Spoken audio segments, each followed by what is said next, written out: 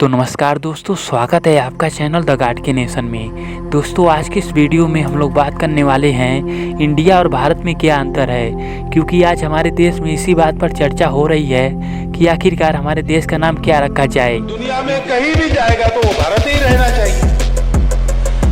तो हम बोलने में लिखने में सर्वत्र भारत कहें। कल मान लीजिए इस इंडिया अलायंस ने अपना नाम बदल के भारत रख लिया, तो फिर भारत भी बदल मोदी समेत पूरी बीजेपी आप लोगों को घमंडिया करार दे रही है। नया नाम रख दिया है, विपक्षी इंडिया को घमंडिया। देखिए, जो इंडिया को घमंडिया बदल रहे हैं, बताइए अब इंडिया नाम लेने में भी हमारे देश का नाम क्या रखा जाए, इंडिया या फिर भारत। दोस्तों, सबसे पहले हम जान लेते हैं इंडिया शब्द और भारत शब्द कितना पुराना है। दोस्तों, साहित्यिक दृष्टिकोण से किसी भी भाषा में एक अर्थ के लिए अनेक शब्द होते हैं जिन्हें समानार्थी शब्द कहा जाता है, किंतु सूक्ष्म रूप से प्रत्येक शब्द की अर्थ ग्रहण भाव ग्रहण में अंतर ही होता है। जैसे पापा, पिताजी और बापूजी का अर्थ एक ही है, किंतु इनके प्रयोग से अलग अलग रहन सहन, आर्थिक, शैक्षणिक, ग्रामीण, शहरी का बोध होता है। इस प्रकार समानार्थी शब्दों में भी बोधात्मक अंतर होता है। इंडिया और भारत अलग अलग भाषा के शब्द होने के बाद भी समानार्थी हैं, किंतु इनके स्वाभाविक रूप से बोधात्मक और भावनात्मक अंतर हैं। दोस्तों, भारत नाम भारत की सांस्कृतिक और ऐतिहासिक ताना बाना में एक विशेष स्थान रखता है। यह सिर्फ एक नाम नहीं, यह एक समृद्ध और गहन इतिहास का प्रतिनिधित्व करता है जो बहुत ही पुराना है। भारत नाम भारत के दो आधिकारिक नामों में से एक है। दूसरा नाम अंग्रेजी में इंडिया है। संवैधानिक स्थिति में देखा जाए तो भारतीय संविधान में भारत शब्द का प्रमुखता से उल्लेख किया गया है। यह शुरुआत में ही दिखाई देता है, विशेष रूप से अनुच्छेद 1 में, जो भारतीय राज्य के नाम और क्षेत्र को परिभाषित करता है। भारतीय संविधान के अनुच्छेद 1 में कहा गया है, India that is Bharat shall be A United of state. यह आधिकारिक तौर पर इंडिया और भारत दोनों को देश के नाम रूप में मान्यता देता है। यह दोहरे नामकरण पर जोर देता है और आमतौर पर इस्तेमाल होने वाले इंडिया के साथ साथ भारत नाम के ऐतिहासिक और सांस्कृतिक महत्व को दर्शाता है। यह दोहरा नामकरण भारत की विविध सांस्कृतिक विरासत को दर्शाता है और इसकी संवैधानिक पहचान की एक अनूठी विशेषता है। इंडिया शब्द की उत्पत्ति प्राचीन इतिहास में हुई है और इसकी उत्पत्ति सिंधु नदी से हुई है, जो भारतीय उपमहाद्वीप की सबसे महत्वपूर्ण नदियों में से एक है। यहाँ इंडिया की उत्पत्ति का संक्षिप्त विवरण दिया गया है। भारत शब्द की जड़ें संस्कृत भाषा में पाई जाती है। संस्कृत में सिंधु नदी को सिंधु कहा जाता है।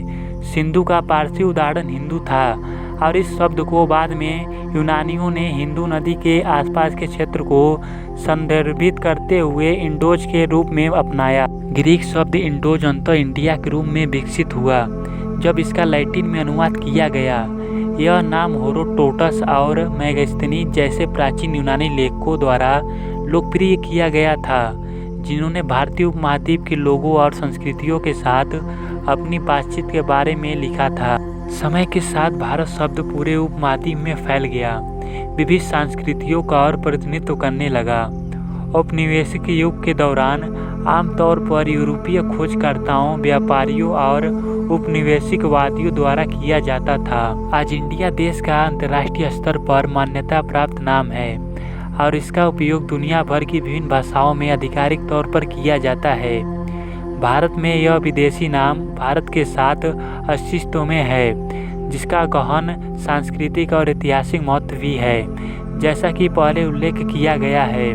भारत शब्द की उत्पत्ति प्राचीन भारतीय ग्रंथों और महाकाव्यों, विशेषकर संस्कृत भाषा में पाई जाती है। इसका ऐतिहासिक महत्व महाभारत नामक महाकाव्य से देखा जा सकता है। महाभारत प्राचीन भारत के दो प्रमुख संस्कृत महाकाव्यों में से एक है। दूसरा रामायण है। ऐसा माना जाता है कि इसकी रचना कई शताब्दियों में हुई है। इसका अंतिम रूप लगभग 400 ईसा पूर्व से 400 ईस्वी तक का है। महाभारत में भरत एक महान सम्राट और राजा दुष्यंत और रानी शकुंतला के पुत्र थे। यह प्राचीन महाकाव्य भरत की कहानी बताता है, जिसका नाम बाद में उस संपूर्ण भूभाग को संदर्भित करने के लिए किया गया था, जिसे अब हम भारत के रूप में जानते हैं। एक भौगोलिक और सांस्कृतिक इकाई के रूप में भारत की अवधारणा धीरे धीरे इस महान व्यक्तित्व के साथ जुड़ने से विकसित हुई। भारतवर्ष शब्द का उपयोग सम्राट भरत द्वारा शासित क्षेत्र का वर्णन करने के लिए किया गया था और समय के साथ यह पूरे भारतीय उपमहाद्वीप को सूचित करने लगा। यह परिवर्तन भारतीय संस्कृति में पौराणिक कथाओं, इतिहास और नामकरण के बीच गहरे संबंध को उजागर करता है। इसके अलावा भारत नाम का धार्मिक महत्व भी है। हिंदू धर्म में भारत के प्रमुख धर्मों में से एक भरत को अक्सर महान सम्राट भरत से जोड़ा जाता है और इसे 7 क्षेत्रों या महाद्वीपों में से एक माना जाता है। यह संबंध भारत नाम में सांस्कृतिक, ऐतिहासिक और धार्मिक पहलुओं के मिश्रण को रेखांकित करता है। संक्षेप में, भारत नाम किसी देश के लिए मात्र एक लेबल नहीं है।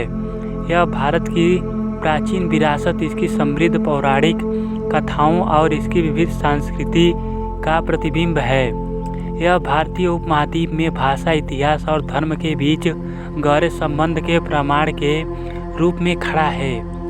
भारत शब्द भारत की पहचान के सार को समाहित करता है, जो इसके समृद्ध और ऐतिहासिक अतीत की याद दिलाता है और साथ ही इसके जीवंत और गतिशील वर्तमान को भी दर्शाता है। तो दोस्तों, जान लेते हैं भारत और इंडिया में क्या अंतर है। भारत नाम भारत की सांस्कृतिक और ऐतिहासिक टेपेस्ट्री में एक विशेष स्थान रखता है। यह सिर्फ एक नाम नहीं है, यह एक समृद्ध और गहन इतिहास का प्रतिनिधित्व करता है जो सदियों पुराना है। भारत नाम भारत के 2 आधिकारिक नामों में से एक है, दूसरा अंग्रेजी में इंडिया है। वैचारिक और सांस्कृतिक मतभेदों के संदर्भ में इंडिया और भारत के बीच अंतर मुख्य रूप से एक सख्त विभाजन के बजाय धारणा और व्याख्या का मामला है। यह ध्यान देने योग्य है कि इन शब्दों का उपयोग अक्सर एक दूसरे के स्थान पर किया जाता है और उनके अर्थ अलग अलग दृष्टिकोण के आधार पर भिन्न हो सकते हैं। हालांकि कुछ सामान्य अंतर निकाले जा सकते हैं। इसके अलावा देखा जाए तो भारत और इंडिया में सांस्कृतिक अंतर। इंडिया, जब लोग इंडिया का उल्लेख करते हैं तो वे देश के अधिक आधुनिक शहरी और महानगरीय पहलुओं पर जोर दे सकते हैं। सांस्कृतिक रूढ़िवाद पर जोर देते हैं। इसे अक्सर आध्यात्मिक और सांस्कृतिक रूप से समृद्ध भारत के विचार से जोड़ा जाता है, जहाँ प्राचीन दर्शन, रीति रिवाज और धार्मिक मान्यताएं महत्वपूर्ण प्रभाव रखती हैं। कुछ लोग इस शब्द का उपयोग अधिक रूढ़िवादी और जातीय दृष्टिकोण पर जोर देने के लिए कर सकते हैं। यह पहचानना महत्वपूर्ण है कि ये अंतर पूर्ण नहीं है और इंडिया और भारत का उपयोग देश के भीतर व्यक्तियों और समुदायों के बीच व्यापक रूप से भिन्न हो सकता है। इसके अतिरिक्त इन शब्दों का उपयोग सख्त वैचारिक या सांस्कृतिक विभाजन को इंगित करने के बजाय भारत की बहुमुखी पहचान के विभिन्न पहलुओं को उजागर करने के लिए किया जा सकता है। भारत शब्द हमारे देश को हमारे पुरखों द्वारा दिया गया नाम है, जबकि इंडिया शब्द हमारे देश को आकर्ताओं द्वारा दिया गया नाम है। भारत के साथ हमारी भावनाएं जुड़ी हुई हैं। यह शब्द हमें हमारे गौरवपूर्ण इतिहास के साथ जोड़ती हैं। वही इंडिया शब्द हमारी दूर दिनों की स्मृति को कुरे देती हैं, परतंत्रता का बोध कराती हैं। दोस्तों, जो लोग इंडिया नाम चेंज करना चाहते हैं उनको यह बात सोचना चाहिए। Reserve Bank of India, Indian Railway, Indian Army, Indian Navy, Indian Air Force, इन सभी चीज़ों को बदलना होगा, जिसमें हमारा देश का अर्थव्यवस्था पर बहुत बुरा प्रभाव पड़ेगा। दोस्तों, इस पे आपका क्या राय है कमेंट बॉक्स में ज़रूर बताएं और मिलते हैं किसी नेक्स्ट वीडियो।